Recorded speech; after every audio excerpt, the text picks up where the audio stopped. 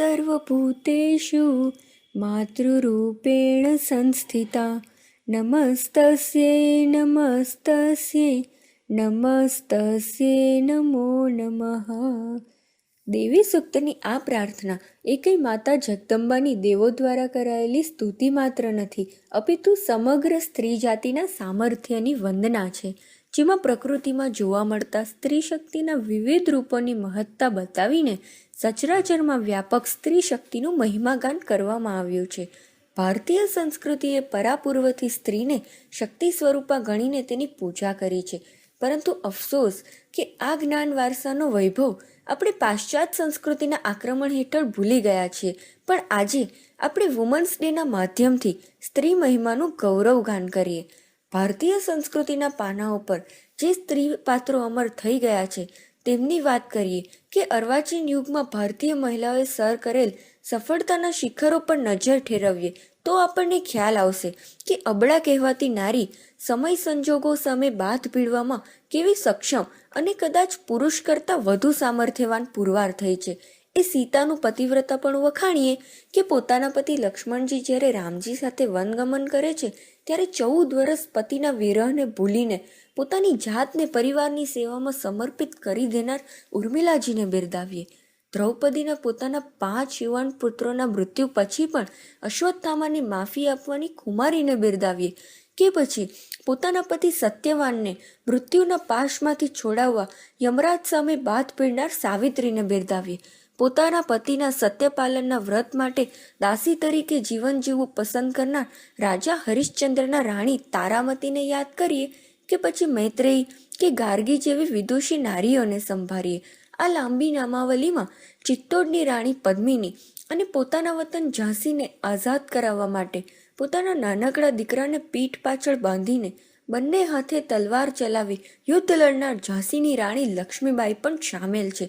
તો નાનકડા શિવાજીને હલરડામાં વતન પ્રેમનો વીર રસ પીવડાવનાર માતા જીજાબાઈ અને પોતાના પુત્ર મોહનદાસને સત્યના પાઠ શીખવાડનાર માતા પુતળીબાઈ ગાંધી પણ આ જ વિરાસતમાં આવે છે. વર્તમાન સમયની વાત કરીએ તો માતા ભારતીનું મસ્તક ગર્વથી ઉન્નત કરનાર અનેક મહિલાઓ આપણને નજરે ચડશે.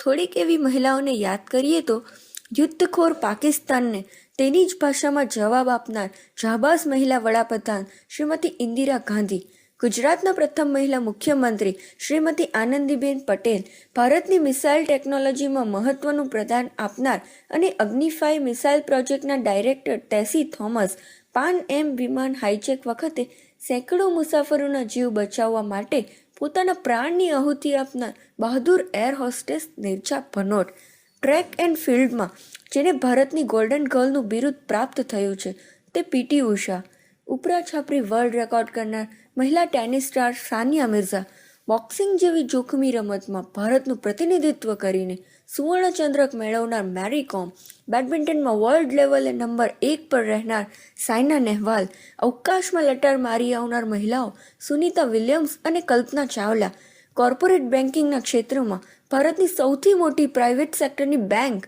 આઈસીઆઈસીઆઈનું સફળ સંચાલન કરનાર ચંદા કોચર, ફાર્માસ્યુટિકલ કંપની બાયોકોનને નવી ઊંચાઈઓ પર લઈ જનાર કિરણ મજમુદાર, વિરાટ કંપનીમાં ચેરપર્સન બનનાર ઇન્દ્રા નુઈ, એશિયાના પ્રથમ મહિલા ટ્રેન ડ્રાઈવર સુરેખા યાદવ.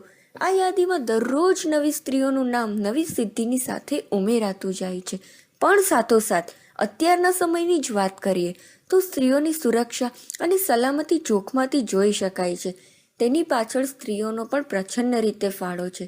સફળતા મેળવવાની દોટમાં પોતાની જાતને ઉપભોગનું સાધન બનાવનાર કે પછી પોતાની જ દીકરીને મોતને ઘાટ ઉતારનાર ઇન્દ્રાણી મુખર્જી જેવી સ્ત્રીઓ કે સ્ત્રી ભ્રૂણ હત્યાને સ્વીકારી લેનાર માતાઓ પણ આપણા જ ભારતમાં વસે છે.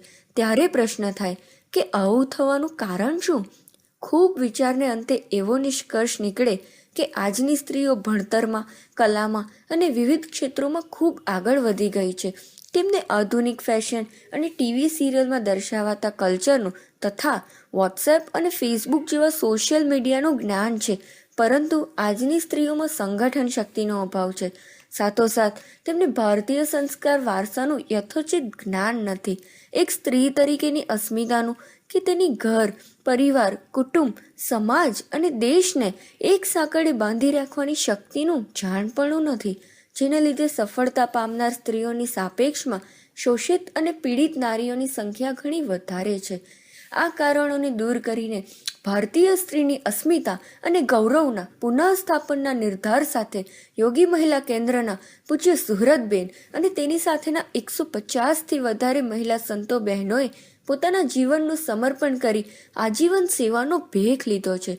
યોગી મહિલા કેન્દ્ર સાથે સંકળાયેલા દેશ વિદેશમાં વસતા સેંકડો મહિલા કાર્યકર્તાઓ અને હજારો મહિલાઓએ આજે સમાજમાં પોતાની આગવી ઓળખ પ્રસ્થાપિત કરી છે.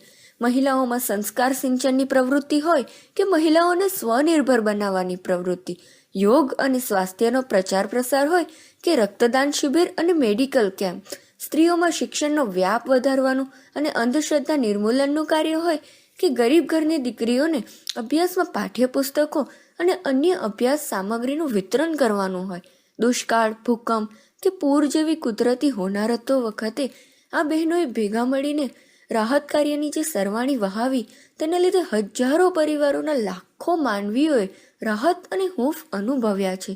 સાથોસાથ આપણા વડાપ્રધાન શ્રી નરેન્દ્રભાઈ મોદીએ બેટી બચાવો ઝુંબેશ, પર્યાવરણ જાળવણી કે વૃક્ષારોપણની જે ઝુંબેશ ચલાવી છે તેમાં પણ સંસ્થાના બહેનો અને કાર્યકર્તાઓએ સક્રિય સહકાર આપી સુદૃઢ રાષ્ટ્ર નિર્માણના આયોજનમાં સાથ આપ્યો છે.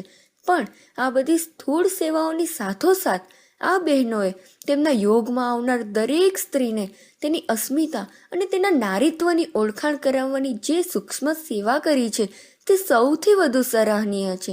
જેમ દીવાથી દીવો પ્રજ્વલિત થાય તેમ યોગી મહિલા કેન્દ્રના સંપર્કમાં આવનાર દરેક સ્ત્રી પોતે તો ખુમારી અને આત્મવિશ્વાસથી ભરપૂર થઈ જ જાય છે, પણ સાથોસાથ તે પોતાના વિચાર, વાણી અને વર્તનથી સમાજમાં ઉદાહરણરૂપ જીવન જીવી અન્ય સ્ત્રીઓ માટે પણ પ્રેરણારૂપ બને છે.